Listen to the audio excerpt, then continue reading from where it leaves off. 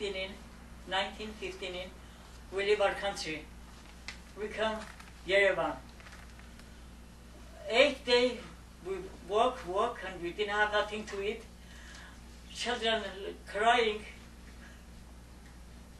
I can't say that.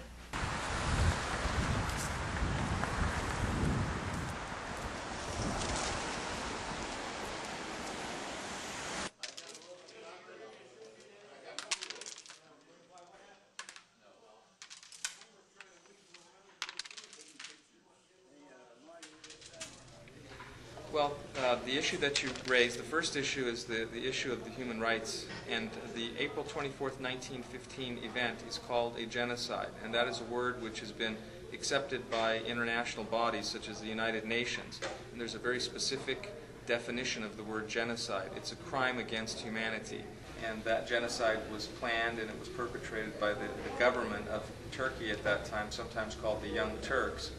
And their plan was to rid all of the Ottoman Empire of the Armenians in order to eliminate what they perceived as a political problem. And so there were about 2 million Armenians, plus Armenians living in the Ottoman Empire, and they succeeded in a period of about 7 to 8 years in eliminating 90%, 95% of the Armenians in that area. And what was the reason for hating is a very difficult one. Some say it was religion. Armenians declared themselves Christians in around 300 AD, and they professed to be the first sovereign state to do so. As a nation, they were Christians. The area that we say that the genocide took place had been Armenian for about 3,000 years. And so when the genocide took place, it really eliminated a civilization and a culture which had a 3,000-year history. One of the policies of the government was also to put Kurdish tribes into the areas where the Armenians lived in order to dilute the Armenian majorities. There's some evidence that there has been German complicity in the planning, because the German High Command was trying to integrate Turkey into the war effort, and therefore they also believed that the deportations would eliminate a problem, that is the Armenians. There were about 1 million Armenians that lived in the Russian Empire at the time of World War I, and about 2 million that lived in the Ottoman Empire. So when the war broke out and Turkey actually attacked Russia first, that war area was an area that Armenians were right in the middle of. The Germans definitely helped in the organization of the massacres, the deportations, the manner in which militarily things were going to be set up. The biggest Armenian community was in the capital, Constantinople, today called Istanbul. And the leadership of the Armenians was captured and arrested on the night of April 23rd, the morning of April 24th. And they were then taken out of the city and murdered. Hayastan was explaining how beginning in 1915, the government of Turkey, the Turkish government at the time, planned systematically to wipe out the Armenians within its boundaries. When we commemorate, for instance, April 24th, 1915, that day was not chosen randomly, but it was the day that Armenian intellectuals and leaders of the community were rounded up and killed in Turkey. It made it, as the Hayastan explains, that made the plan much more easily carried out, because with the leadership of the Armenian community dead the first day, it was much easier then to do away, to deport, to drive into the desert, to be then murdered and buried into mass graves into the desert, the rest of the Armenian people. At that time, the Armenian clergymen, as today, were among the most, if not the most, educated, strongest leaders of the Armenian community. Armenians didn't have their own government at the time. The clergy acted as the Armenian government and the Armenian national leadership. So amongst those few thousand, he explains that 1,000 were done away with. The descriptions were so vicious that many he can't even explain today, but beaten viciously, maimed, cut up, tied up and paraded around their community. Once the message went down to the lower level Turks who were actually going to do the murdering, these Turks had a very strong feeling of Islam, and so they almost considered it, correct me if I'm wrong, Hayastan, considered it their religious responsibility to so violently, so brutally kill the Armenian, especially the clergymen who represent this awful religion that they want to wipe from their land. But it was later on, in the 30s, that the Germans started again, and this time they did it to the Jews, the same thing, the genocide, which sometimes I think about it and I say the Jews learned nothing from the Armenian genocide, but then that wasn't their fault either. There were more than 2,500 churches, Armenian churches in Ottoman Turkey. And most of those were destroyed or converted to barns or other kinds of things, to mosques in that period. And the priests were killed as well, because they also were a source of leadership. So what happened is that the males first were taken. Males between 18 and 45 were drafted into the army and then put into labor battalions. They were disarmed, put into labor battalions, and simply worked until they died. So the male population was basically eliminated. And then what happened is the women and children and the older men were deported, and many died on the deportation routes. The reason for the deportations, as given by the Turkish government, was to protect the Armenians in the war, because this was during World War I, by moving them to safe zones that is out of areas of conflict, and then after the war to move them back into and resettle them in their homes. The Kurds were settled in the areas where the Armenians lived. They were Muslim by religion, but they were not Turkic by ethnic culture or race. But during the genocide, they were enlisted by the Turkish government to assist in the genocide, and they also participated in the killings and the deportation. However, we must say that there were several Kurdish tribes that actually assisted and helped Armenians escape the genocide, as well as there were some Turks that also helped. She says the Arabs and the Turks are different. The Arabs were protectors to them, and the Turks perpetrated genocide on them. She said the Turks sent all the Armenians out into the wilderness. She said it's just a desert, and it's impossible to survive, nearly impossible to survive. And the idea was to exterminate all of the Armenians.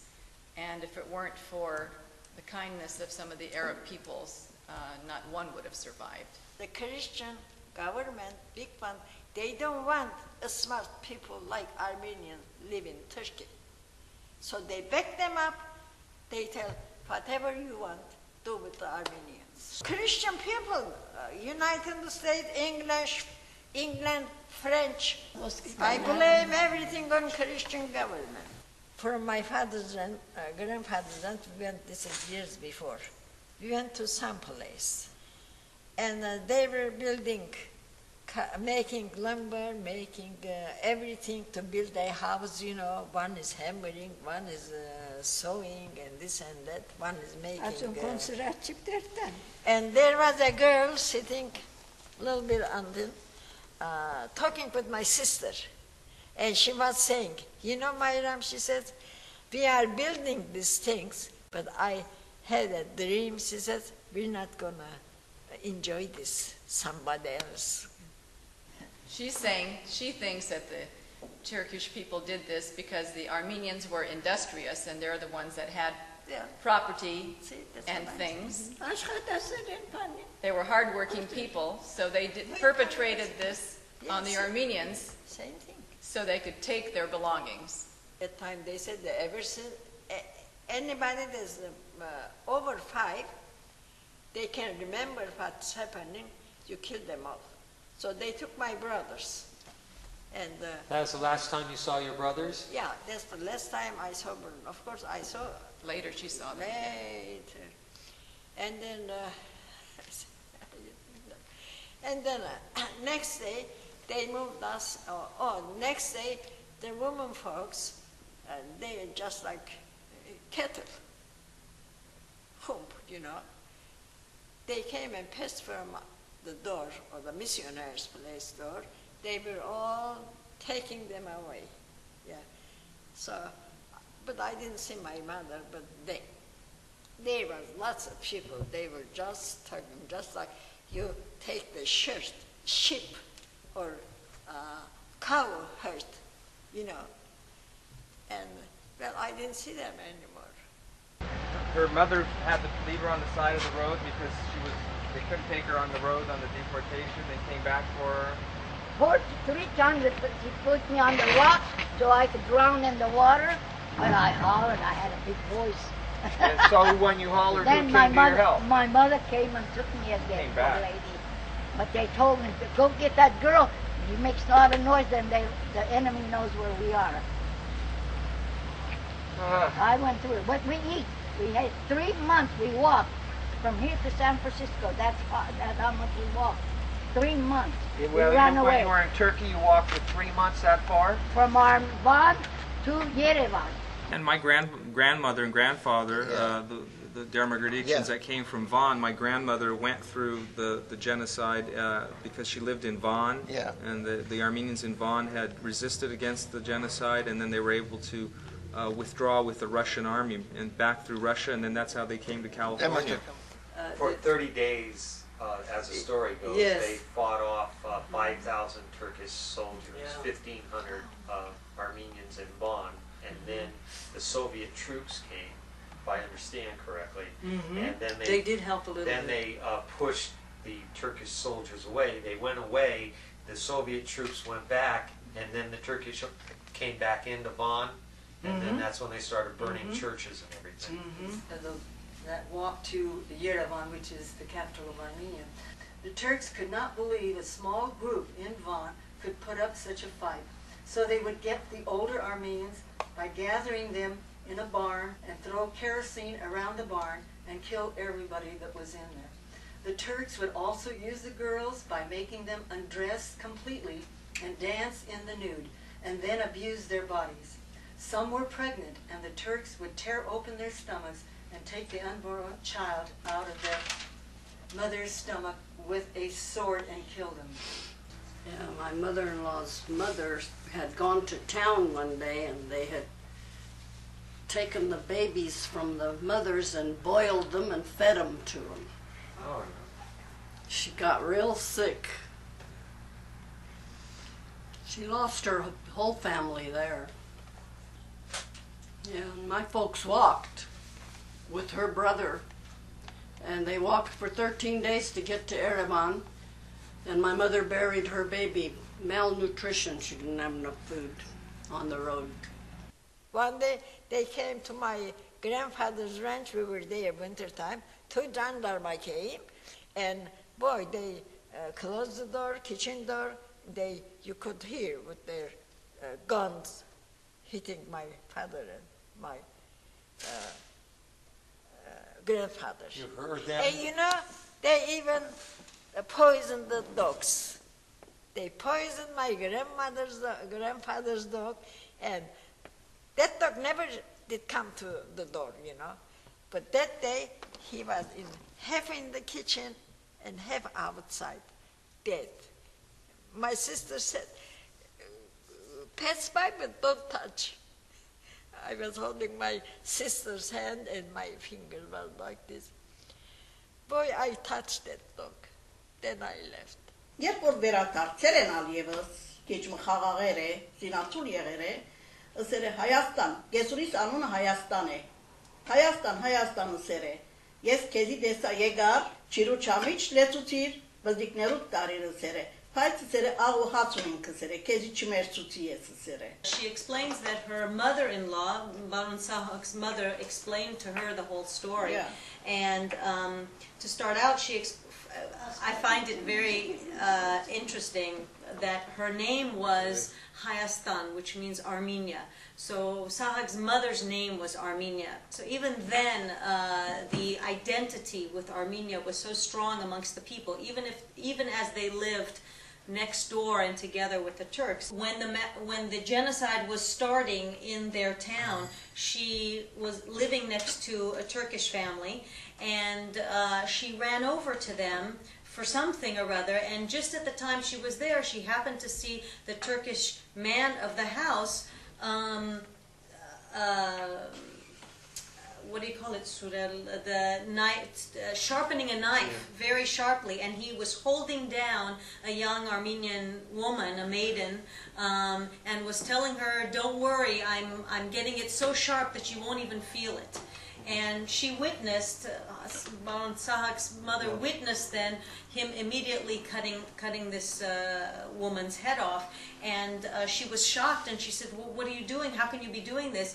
"Don't worry," the Turkish man said, "I won't do it to you because you've got food in your house." Apparently, they would be neighborly and share food with each other. The things that he kept mentioning that Roxanne didn't say is the word mortel in Armenian. It is very much associated with the Turks. Mortel means that you cut their throats. It's the most vicious and barbaric way of killing somebody, and the Turks are known for that. Armenians were being... Mortel literally means to skin somebody, to cut to skin somebody, but they used it as the meaning of, basically skinning, cutting the throat. That's how they killed the Armenians in those neighborhoods where Mr. Sahak was living. I, Gabriel, and Mother kept walking day and night, struggling for survival. My mother would keep wrapping our feet with pieces of cloth because they were so raw and bleeding. One day, a Russian soldier, a Cossack, was going by on his horse, and my mother pleaded with him to take me to a safe camp. I didn't want to leave my mother, but the soldier understood my mother and put me on his horse. I kept crying, "Mighty, mighty," which is mother, mother. She yelled, "I will meet up with you in Yerevan. I will find you. Please go." It took all day to reach to the camp where the Armenians had gathered. They gave me food and blanket, and the Russian soldier left. I told the people around me that I couldn't go on and that I had to wait for my mother and my brother.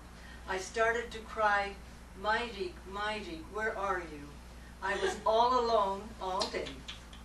And as it was turning dark on the road, I suddenly saw my mother and brother among all the people walking. It was again a miracle, and my strong faith was still with me. There was a lot of happy tears then. We finally got to Yerevan. I don't know, did you get the message that after the war was over, all the orphans were gathered up and taken to their respective hometowns so that hopefully they could be found?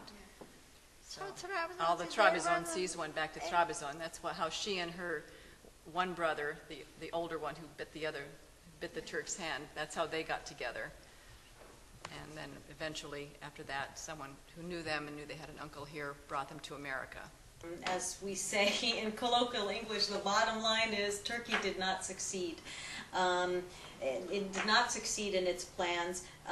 When it destroyed our churches, when it destroyed our institutions, it could not destroy, he says, our spirit as a nation, our spirit as a people that rose up again and rebuilt those churches, rebuilt those institutions, and the world is witness to what happened then, and it's witness to what happened now in our rebuilding of our nation and our people.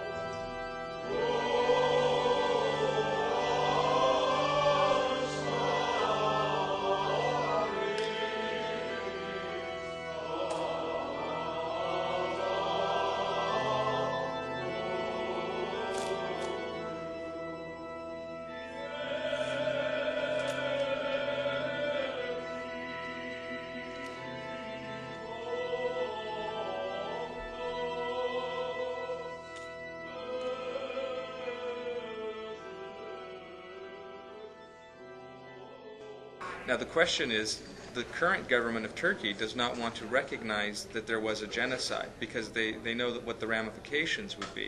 So their policy today in the last 15 or 20 years has been to actively deny the genocide. And in order to deny the genocide, you need to get academic people in academics and universities to publish materials which tend to cast doubt on the genocide. And this is what the Turkish government is doing by trying to establish chairs at places like Portland State University and other places by paying the universities $1 million each, let's say, to hire professors who will in some way teach materials and do research which will tend to support the official position. The formation of the Institute for Turkish Studies in 1982 became the springboard for its denials. They have highly skilled and educated scholars, many of them well-placed at places like Princeton, Harvard.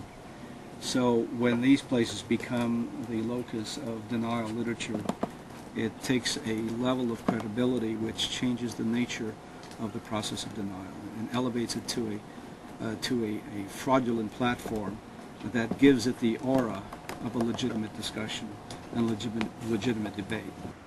The U.S. isn't going to help the Armenian revive and open up the case again about the genocide, because we have a big air base, a place where we can be a watchdog over, say, Iran and Iraq. And we pay the Turks, I don't know, something like maybe a couple of $1 billion a year for the lease of those lands. Well, the United States, of course, has historically been, since 1915, the one country that has the ability to formally declare the genocide of the Armenians as a historical fact, even though it has been declared so by a number of international bodies. The United States, more than any other country, has probably the best documentation on the Armenian genocide. We had U.S. consuls located throughout Turkey. Ambassador Morgenthau himself was situated in Turkey. And remember, we were neutral at the time in 1914, 1915, 1916. In a letter that was written to the State Department in 1996, I believe it was, or 97, I can't remember. One congressman wrote to Madeleine Albright asking for a clarification of U.S. policy with regard to the recognition of the Armenian genocide. And the response he got from her office was that the interests of the United States militarily and strategically and economically in its relationship with Turkey are such that it could not jeopardize these, in spite of the fact that it certainly sympathizes with the Armenians and recognizes the horrendous massacres to which they were exposed. This is not an Armenian-Turkish issue. I mean, if you read the United Nations document from 1985, there was a speech given by the member of the Federation for Human Rights, and one of the things he said in the speech, that the Armenian genocide is part of our collective memory and consciousness. To deny the genocide harms us all, and we have a right and a moral obligation to ensure that genocide is taught and not forgotten, because to forget it and to ignore it is to give a purpose to the perpetrators. The issue of the genocide has been developing, especially in the last 10 years, where, and just recently, where, for instance, France, the Senate in France has acknowledged the genocide. In other countries, there's going to be increased pressure on the United States to fall in line with that. And I think things will change, and they eventually will acknowledge the genocide in an international forum. So how can the others say that it didn't happen? What happened to those people?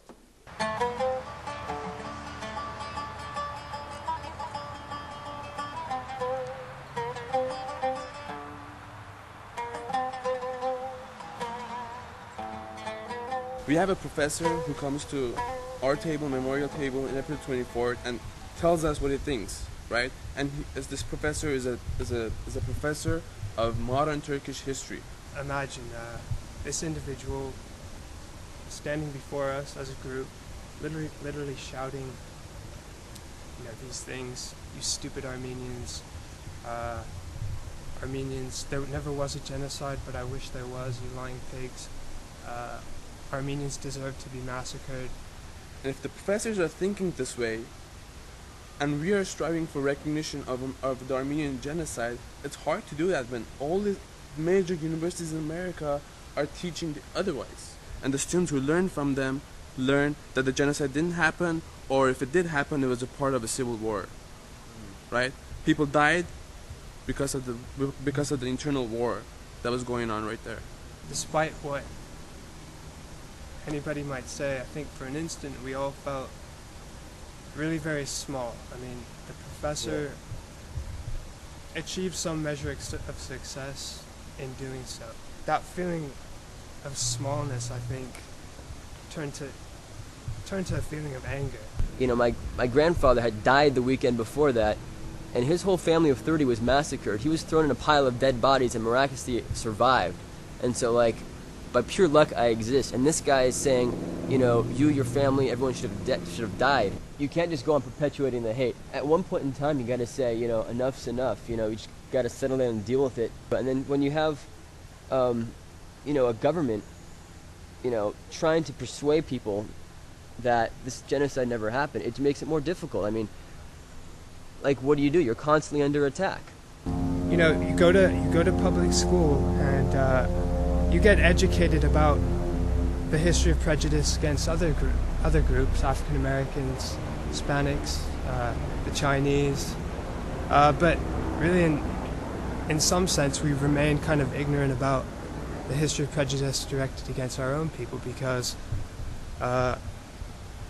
There's at most 1 or 2 sentences about the Armenian Genocide in most history books. It really is, one of the greatest crimes committed against humanity. I don't think anyone would disagree with me if they actually did reading on a genocide. You have to consider where these people are coming from. They're in a country where if they say what is not allowed by the country, they'll get shot. These people, Armenians say, oh, the Turks this, the Turks that. To go and just say, oh, I'm going to convince a Turk to think this, it's difficult. In my own thinking, I think the deeper root is the government has to be reformed almost. If you don't have free speech, how are you going to change your opinion? How are you going to change your mind? I do know a few Turks that I'm friends with, and they hold views similar to the Armenians that in fact it was genocide. There have been problems with Turks coming forward. You have to understand that there is not that much dissent allowed in Turkey and even in this country. The Las Vegas newspaper in 1986 published a very long article by a Turk called Longing to Stop the Bleeding. It was an article in which he wrote about the personal shame and pain that he felt that his government still denies the Armenian Genocide. But the consequence of him having published that was that he became the target of a great deal of animus, hatred, personal threats to himself and his family. He ended up moving, actually, out of Las Vegas as a result of this. Well, one of the obstacles currently to Turkish entrance into the European common market has been the genocide issue. So that is a very concrete obstacle to their economic progress. I think that the recognition of the genocide and restitution would be very positive for the Turkish people. And it's the Turkish government which is refusing to do this, to recognize the genocide, but pressure must be brought to bear on them to do that. A great part of the pain of the survivors and descendants of the survivors is in the denial process. Healing cannot begin until acknowledgement comes. And that's true with victims of the Holocaust. That's true with them as it is for the Armenians. And still, it does not heal the memories of those who know what happened in the Holocaust, who have personal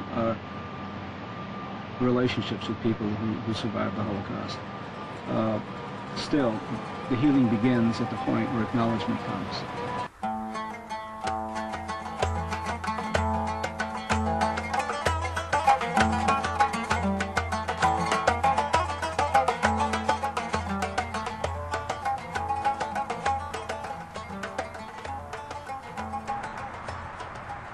Mom, I'm making this film about the Armenian people and what happened to them and why they had to leave their homeland.